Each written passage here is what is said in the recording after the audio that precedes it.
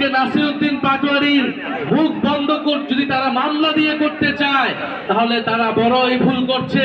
আজকে নাসিরউদ্দিন পাটোয়ারির বিরুদ্ধে যদি মামলা দেওয়া হয় বাংলাদেশে শত শত নাসিরউদ্দিন পাটোয়ারি মুখ তৈরি হবে। আমরা এমন একটা দেশের দিকে যাচ্ছি যেখানে আপনি চাঁদাবাজকে চাঁদাবাজ বলতে পারবেন না। চাঁদাবাজকে চাঁদাবাজ বললে আপনার বিরুদ্ধে মামলা দেওয়া হবে। আমাদের সাথে ইলেকশনে যে ইঞ্জিনিয়ারিং হয়েছে, ইলেকশনে ফলাফলে যে কারচুপি হয়েছে তার প্রত্যক্ষ উদাহরণ জনাব নাসিরউদ্দিন পাটোয়ারি, জনাব সার্জিস আলম এবং আমাদের দিনাজপুর আহাদ ভাই, ওনাদের ফলাফলে কারচুপি করে ওনাদেরকে হারিয়ে দেওয়া হয়েছে। এছাড়া 11 জোটের নেতৃবৃন্দদের বিভিন্ন দলের এমপি প্রার্থীদেরকেও হারিয়ে দেওয়া হয়েছিল। আমরা গণতন্ত্রের সাথে রাষ্ট্রীয় স্থিতিশীলতার স্বার্থে এই ফলাফল নিয়ে আমরা 2টি শপথ নিয়েছি, কিন্তু সরকারের দল যারা সরকার গঠন করেছে তারা 1টি শপথ নিয়েছে।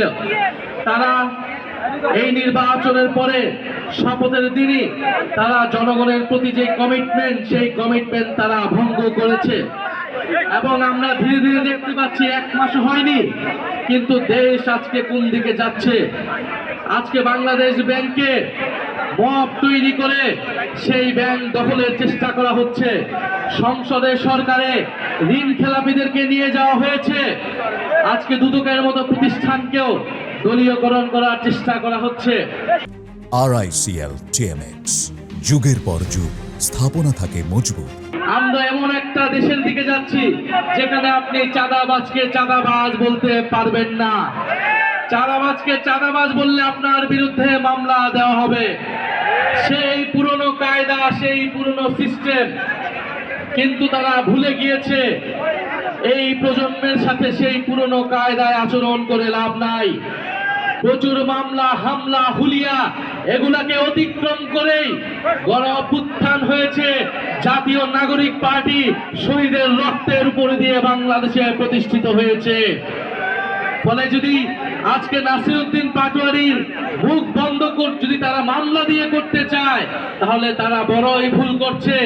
আজকে নাসিরউদ্দিন পাটোয়ারির বিরুদ্ধে যদি মামলা দেওয়া হয় বাংলাদেশে শত শত নাসিরউদ্দিন পাটোয়ারি মুখ তৈরি হবে। পুরো বাংলাদেশ চাঁদাবাজদের বিরুদ্ধে রুখে দাঁড়াবে, রাজপথে দাঁড়িয়ে যাবে এবং পুরো বাংলাদেশের তরুণ ভোটাররা, পুরো বাংলাদেশের সাধারণ মানুষ হ্যাঁ ভোটের পক্ষে ভোট দিয়েছে, সংস্কারের পক্ষে ভোট দিয়েছে, কিন্তু তারা সংস্কার বাস্তবায়ন না করার নানা ধরনের ফন্দি এই সরকার আসছে। তারা গণভোটের বৈধতাকে আদালতে নিয়ে যেয়ে প্রশ্নবদ্ধ করছে আদালতকেও এবং গণভোটকেও।